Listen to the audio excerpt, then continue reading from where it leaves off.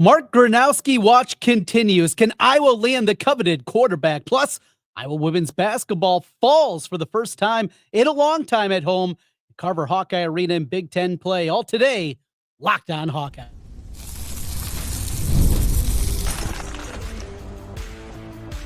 You are Locked On Hawkeyes, your daily podcast on the Iowa Hawkeyes. Part of the Locked On Podcast Network, your team every day. Hey, welcome in. I'm Trent Condon, and this is the Locked On Hawkeyes podcast.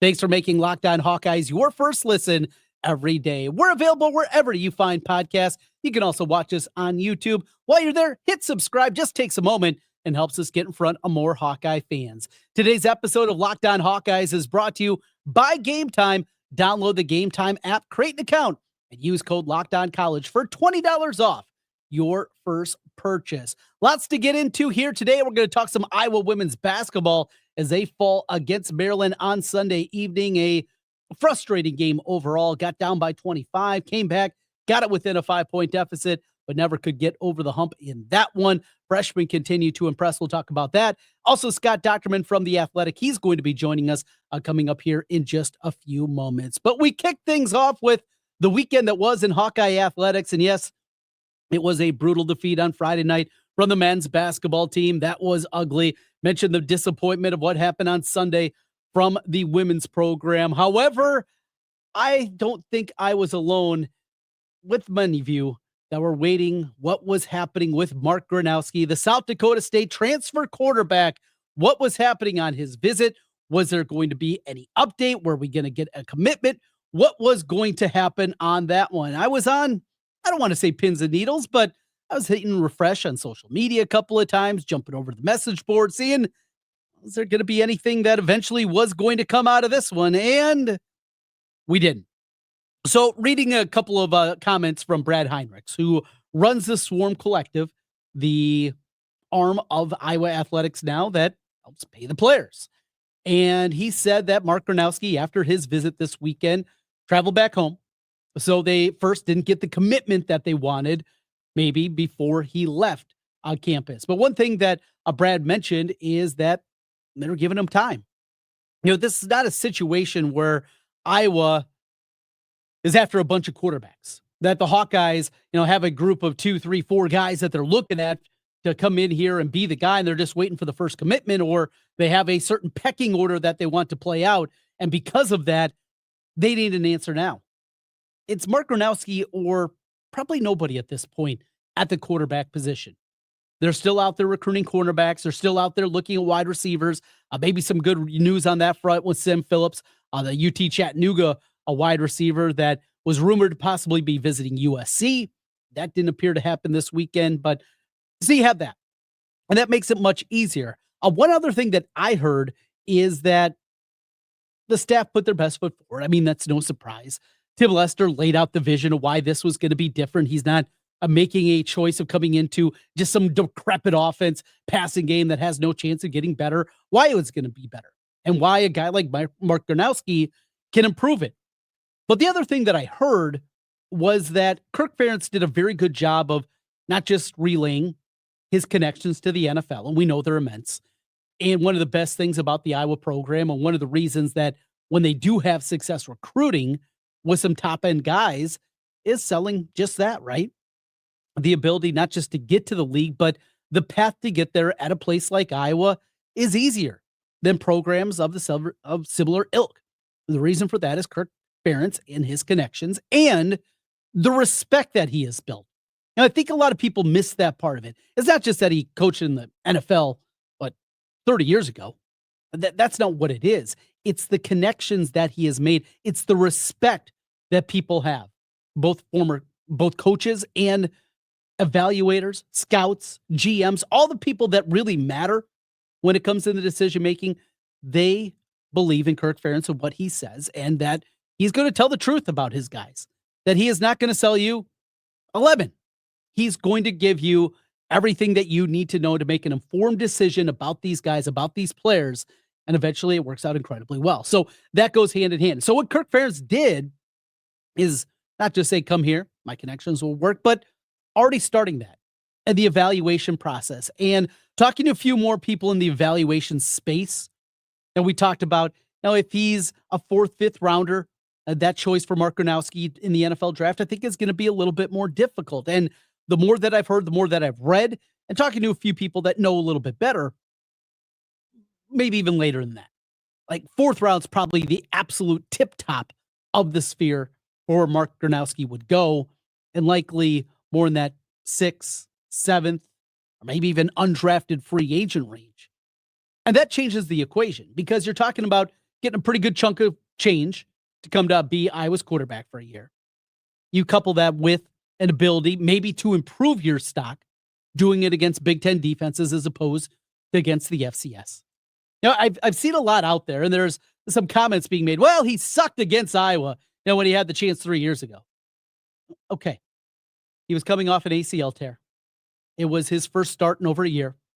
He was doing it in a Big Ten stadium. And remember that Iowa defense is pretty dang good. One game does not make a career. And we have seen guys that have got a lot of reps be able to do a lot of good things. Look, I'm excited. If Iowa gets a commitment for Mark Gronowski, I will be excited. Do sometimes I get too enamored with these guys that are coming out of the portal? You could probably argue that. He just seems like he is such a fit for Iowa, for Tim Lester, just the right guy at the right time. That's hyperbolic. And there's nothing you can back it up with numbers or statistics or anything like that. And I'd like to have usually some kind of math involved instead of just going strictly feelings, right? We're not just all feelings here. It has to be something substantial normally. I don't have anything that you could point to. His numbers are incredible at South Dakota State. His numbers were ridiculous. This is a change. I just think it's a marriage that makes a whole lot of sense, and I will be excited if it happens. Iowa, though, they were not alone over the weekend in getting South Dakota guys on campus. They had another one, and they got a commitment. So a commitment is incredibly important in that defensive line. And we've talked a lot about the defensive line, what they need to do inside. They have the bodies outside. They feel like they're in good shape there. Llewellyn's going to step in and hopefully improve upon what we saw from Deontay Craig this year. But it was the middle. It was the depth in the middle that remained a concern. And what they were going to do after Aaron Graves coming back for another season of football, what they were going to do. Jeremiah Pittman has proven this year at minimum, he's a competent reserve. Can there be more? Can we see a senior step forward? That's what you're hoping for Jeremiah Pittman. But at minimum, he can give you 10, 12, 15 snaps a game, and you feel okay with that. But they wanted more. So they went out and got one of their first guys that they were after in the portal, in Jonah Pace. Then they add it now with Bryce Hawthorne. Now, Hawthorne was not a starter at South Dakota State. He was a rotational piece. Still, as a redshirt freshman, he put up some big numbers, 4.5 sacks, 6.5 tackles for a loss. He was a guy that showed an ability to get off the line. 6'3", 285. Want to add a little bit more size to it, but you're building depth now at defensive tackle. And remember, after the guys this year and after Pittman is the number 3, we're talking about some long shots, like walk-on guys who are getting opportunities, things like that. So you've added the depth of defensive tackle. You got to add a wide receiver. You have to add cornerback depth, I believe, and we still await quarterback. Left tackle, doesn't appear that there's anybody that they're enamored with, and they're likely going to go with Trevor Lauk as the left tackle next season on the offensive side of the football. Look, the portal season, though it's coming to a close, remember, we still got time before classes begin. There's still guys in there. In fact, there's guys still in the playoff that still can enter. And if there's any kind of coaching change, wacky things happen from time to time, that's going to lead to another possible domino effect that's going to go there. And then we have the spring season on top of it. Bryce Hawthorne, like it, good depth piece. Adding that depth at the defensive tackle was needed, and we needed do more defensively on that front. Let's talk with Scott Dochterman from the Athletic, little Iowa football talk. Also going to talk some basketball with him, and then we'll get into the Iowa women's game. Frustrating one on Sunday night as Iowa falls to Maryland. We continue. This is Locked On Hawkeyes. From big upsets to game-winning drives, the NFL playoffs are better with FanDuel. Because right now, new customers can bet $5, you're going to get $200 in bonus bets guaranteed. That's $200 in bonus bets win or lose. Love the sound of that. The FanDuel app gives you everything you need for live bets, same game parlays, and so much more. I love taking a look at what they have in the futures market. You want to take the short shot? That's the Chiefs. Or you want to take a long shot? You can go completely off the board. Maybe it's the Commanders. Their futures menu is absolutely immaculate. Anytime touchdown scores and a whole lot more on the FanDuel app. Just visit FanDuel.com to join today. You'll get started with $200 in bonus bets with FanDuel. That's FanDuel.com. Make this playoff season unforgettable with FanDuel, an official sportsbook partner of the NFL. All right, Doc, let's get into some Hawkeye stuff and start at the quarterback spot, Mark Gronowski. Now, I heard you before. Gronowski was even in the portal, pounding the table. If he's available, this is one that Iowa needs to go all in, invested in. Sound like they laid out the plan incredibly well. If anything, what have you heard on his visit last weekend to Iowa City and the chances he becomes a Hawkeye? And what was it that just felt to you that this was such a good match together? Yeah, I mean, I think everybody's kind of on the same type of thing here that, they really, made a strong pitch this weekend to make him the face of the program, the offense. And now it's up to him whether it's going to be Iowa or the NFL. And so they're playing the waiting game. I think everybody, is feeling the same way. Who knows? It could happen while we're on the show right now talking. But I think what I really came away with from watching him is he combines on-field production in a way that kind of justifies the swagger and leadership that he has. He's not necessarily the best passer in the country, but he's very accurate. He's got a strong enough arm. He's a pocket guy, but he could also run, and he's a good athlete, and he's tough. And he kind of presents himself in all those areas. And, of course, he was the Walter Payton Award winner last year. You look at Minnesota and what it was able to do with Max Brosmer this year. Mm-hmm. Iowa could do the same thing. And likewise, Curtis Rourke was kind of in the same situation at Ohio. Remember, he was the one who beat Iowa State a couple of years ago at Ohio. And he could, again, elevate this offense. Mark Gronowski could. Now, Iowa's playing the waiting game. If he can come onto campus, if Iowa can land another receiver to go along with him, I think he's got a chance to really turn the face of this passing game. And I've seen some strong negative Nellies out there, like it's not going to matter. Why would he come to Iowa? Iowa's offense sucks. Well, when you look at every statistical measurement outside of total offense and passing offense, I mean, they were much improved this year. And if that's what you need as a quarterback in a scheme like this, I think it's really it's valuable. And likewise with him, I get the sense that he'd probably be a late round draft pick at best. Mm-hmm. And that's not an easy way to make a living. A lot of times you're living on the practice team and going floating around. This would be an opportunity for him to solidify himself in that position, go to a Big Ten school that has struggled recently in the passing game. And if he elevates it, he could really strengthen his pro potential as well and get paid, probably, more guaranteed than he could as a late round draft pick. So I think this would be a win-win for Iowa in a lot of ways. It's not over certainly, but I think, he's been target number one for me once South Dakota State went out. And I think he would be a perfect fit for the Hawkeyes.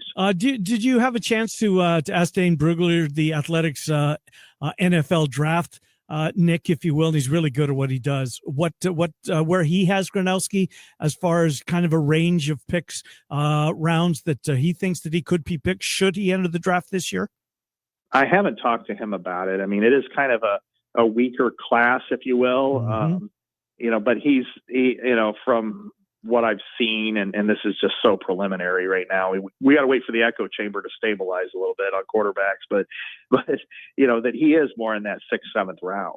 Uh-huh. And you're again, if you're an NFL team, you're taking a real risk if you put him any higher than that because the level of competition and stuff. So he would have to really wow people at the combine to be in a good spot. So, I mean, I think this is a healthy decision for him to go to the next level now or go to the Big Ten after being so successful at South Dakota State. So I think this is whether we find out today or tomorrow, I I think one way or the other, it's going to be a real important move for him and for Iowa. Year number one, we saw a great improvement in the run game, the offense overall, but the passing game didn't take a big step forward. Regardless if it's Gronowski, Sullivan, maybe Hank Brown hits in year number one, whoever it turns out to be, what else needs to be done with the passing game? We talked a lot in the past about route concepts, and it didn't felt like it always kind of married. What did you see from that part, and does it give you hope that there is going to be a lot more to this passing offense, regardless of the quarterback going forward? Oh, for sure. I mean, some of the numbers are really good, Trent. I mean, for instance, I think one of the biggest moves that they made was red zone efficiency with touchdown percentage this year. I mean, you're looking at, last year under Brian Ferentz, I mean, they're 132nd. They only scored on 40% of their drives in the red zone for touchdowns. And had 14 red zone touchdowns. This year, they're 57th in the nation, 63%, and 26 red zone touchdowns. So, I mean, that's a significant jump, and that's a lot of it has to do with play calling in the red zone, which was pretty good this year, and which wasn't really good at all in the previous year. So I think that's an area that they could continue to improve on, and that really comes down to having a better passing game. I mean, that was primarily because of the run attack. So I think the route concepts are good. It means there needs to be growth in the pass receivers among them. I saw some strides being made, but they're not anywhere near the top half of the Big Ten right now. So it's about making sure that the receivers grow. You get a quarterback who can make all the throws. And I think Tim Lester will have the type of offense that he needs to be successful and competitive, among some of the elite games in the Big Ten. Have you got your marching orders for the rest of the week? Do you know, are you going to either the Cotton Bowl or the Orange Bowl? I'm not going to either one. I'm writing a story right now about the Big Ten's rise. And so that's going to be, that's kind of what I'm working through now. And I've also got something written on Gronowski because it is a prominent player in the FCS who's going to potentially go to Iowa. And then I think that's a really interesting story for everybody involved. So kind of working through those things. I may actually take in a basketball game tomorrow night, see what happens there. I'm not going to, I'm writing just a little bit of basketball, not much, but I do eyeball it. So yeah, that's kind of where I'm looking at right now. And of course I will pay heavy attention this week to the CFP semifinals. Going to be a great week of football. Of course, NFL playoffs right behind it. Tonight's game. Yes. Some Iowa ties, right? Yes, absolutely. Quarterback from Solon. Miller. Cam Miller. Yeah. Got the right last name, right, Kenny? And he can play, too. He can. Trey Lance's little brother's his favorite target. Bryce, I think it's Bryce Lance. He's a hell of a receiver. All kinds of connections. A lot of Eastern Iowa kids that make their way up to North Dakota State as well. That's going to be fun to watch. Hey, you mentioned basketball, Doc. No, you're not on the beat anymore for basketball, but you did such a good job. And you were there from the beginning of Fran when you were back with the Gazette. Boy, you see the attendance. You see how bad it's got there. That performance Friday night, the last 15 minutes of the game was just deplorable. What are your thoughts, just big picture, on Iowa basketball? They got a lot. I don't know. And I think right now you're looking at a product that the fans aren't supporting. And an apathy is certainly settled in, and it's because of the same old. I mean, you look, the records, they've been okay. I mean, over the years, they've gone to the NCAA tournament frequently, but then you look at, 5 times since 2018, Iowa has allowed a Big Ten team to hit at least 19 3-pointers. Jesus. That's just unbelievable. I mean, 4 of those teams, because Purdue did it twice, 4 of those teams set their school record for 3-pointers in a game. That's just, and did not identify it and allow it to happen over and over and over again, shows that you're not willing to make those steps to change anything, that you're fine. And what we've seen with Iowa, and this is, you compare it to football, it's like the air raid offense that can't stop anybody, and you wonder why you're going 8-4 every year. Well, that's the reason, because you can't stop anybody when it really matters, and you're not training them, and you're not coaching them well enough, and you're not working on defense and in practice long enough. So I think right now what you're seeing is peak Iowa, and this is the Iowa that we've gotten from Fran McCaffrey since 2010. And that is they're a really good offensive team, 3rd in the nation in scoring offense, entertaining that way, but not a serious contender to win any kind of a championship in the Big Ten or NCAA. That's for sure. This isn't a hot take, Doc, but it's certainly been said over the last few months. Beth Guest has got a busy couple of years coming up as far as hires. One would think that Kirk Ferentz isn't getting any younger. Neither is McCabe. Hell, neither any of us. You get my point, though. Yeah. Brand's probably on his. She's going to have some decisions that she and her. I don't know if she'll hire a committee or whatever, but there's changes afoot, I think, in the athletic offices in the next couple of years. Yeah, they've had great stability without a doubt forever. Yep.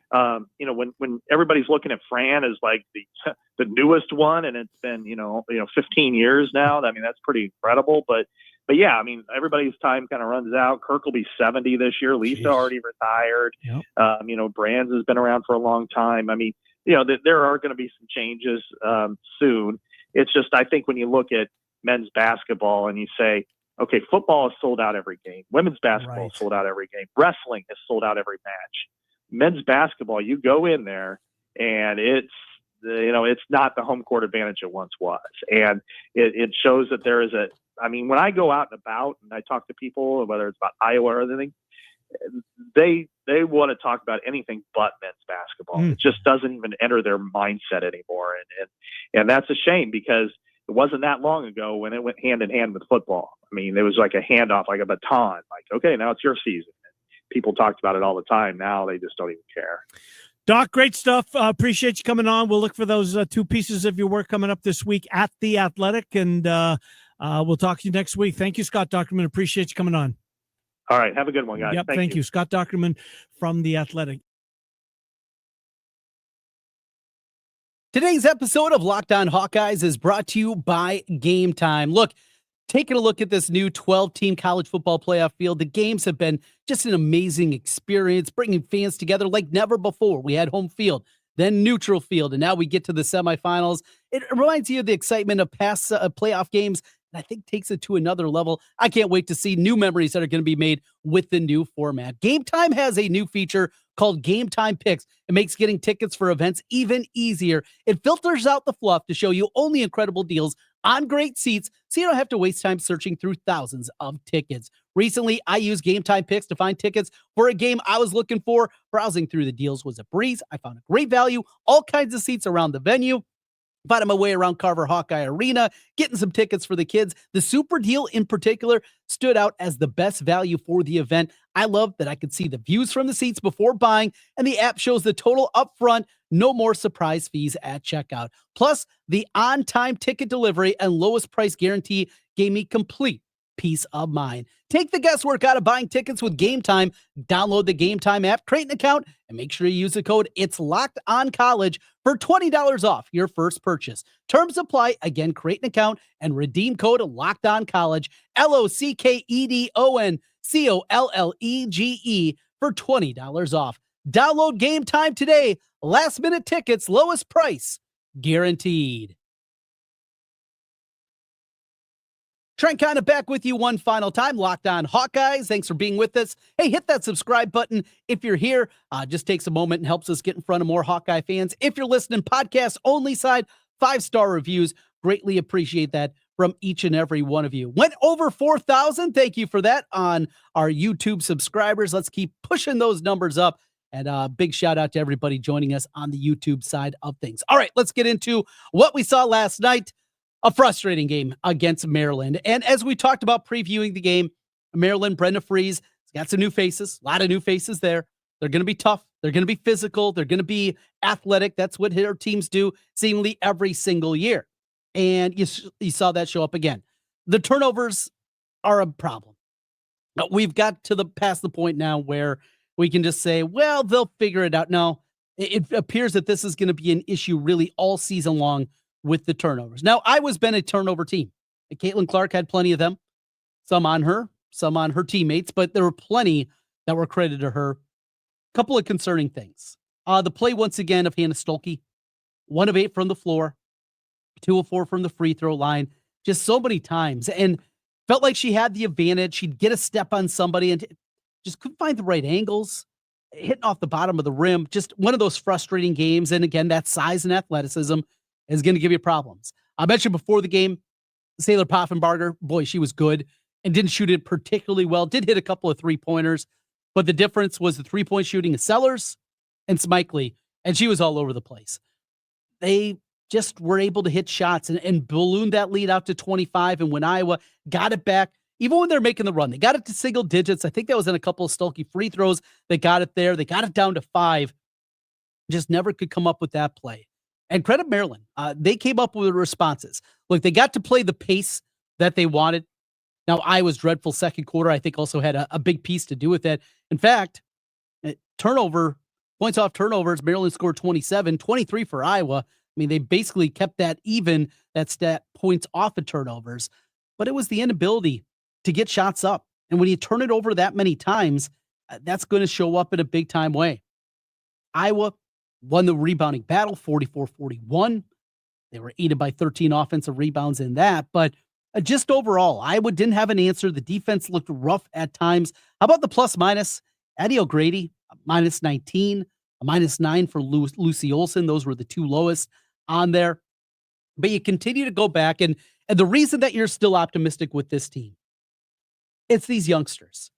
And what we've seen at different times from Stremlo, from Mulaney, from Hayden, from Guyton. And Jan Jensen is relying on them. They're playing minutes. They're playing important minutes, but it almost feels like there needs to be more.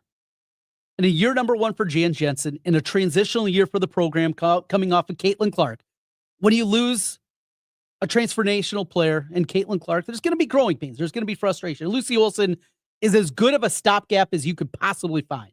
However, she's not Caitlin Clark. Nobody's going to be Caitlin Clark. But you look at this group of freshmen, they're not scared of the moment. They don't back down. There's a toughness angle that I think this program needs. There's a lot of things to be excited about, but you're never going to be able to trust them until you really trust them. And now that's going to be the next step for Jan Jensen. How much more? What was it? 16 minutes for Guyton. Hayden played 7. 10 minutes for Mulaney. 18 for Stremlo. I just think you need a little bit more. Guyton, she's going to be a star. Remember, she's coming off an ACL tear. And you see just how confident she is. She goes in there. She doesn't back down. She's just ready to go. Is she a full-time point guard? I don't know. What I see from her, love it. Stremlo and Mulaney, not going to back down. Hayden, she's going to get there. And I think she maybe should have played a little bit more last night. But that's where we are. Exciting group. Real exciting group, and excited about the future of them. But the future can be now, too. And don't be scared just because they're freshmen. I think it's time for Jan to take the trading wheels off this group and roll with them. Because there's times Cynia Falter has not looked 100% throughout most of this year. And I think she was better last night, but still maybe not what I thought she was going to be. Kyler Fieldbach, the inconsistency, even the in-game inconsistency. He got the steal, got the run out. That was her only bucket of the game, though. You need more from her. You do. Need more from Lucy Olson. Maybe more playmaking from her. The shot's there. And when she's knocking down threes, she's really good. We know the mid-range game that she has. It's an interesting group. Going to be a fun group. Going to be difficult, though. You look at the slate coming up now for the Iowa women. They go Thursday to Illinois, ranked 40th in the net. Indiana after that, ranked 38th. Nebraska, 34th. At Oregon, number 35. At Washington, 53. The one breather, if you will, it's the last game of January against Northwestern at home. This is going to be tough. It's going to be difficult. And now it feels like you need to bounce back, and you got to do it against Illinois on the road. That's going to be tough Thursday night for the women. The men back in action on Tuesday night against Nebraska. We will preview that one tomorrow as we, again, continue to wait what is going to happen with Mark Gronowski. We'll be with you as we are each and every day with the latest. And if he comes up with the decision, we got you covered here. Locked On Hawkeyes. Hit that subscribe button. Lets you know when we're available. 5-star reviews. And make sure to download each and every day on the podcast side. Thanks for being with us, and thanks for making Locked On Hawkeyes your first listen every day. Don't forget, we got you covered. Locked On Big Ten. Craig Sheeman doing a great job each and every day, talking all things Big Ten, football, basketball. He's got you covered. Find Locked On Big Ten on YouTube and wherever you listen to podcasts. We'll talk to you again tomorrow. Until then, go Hawks.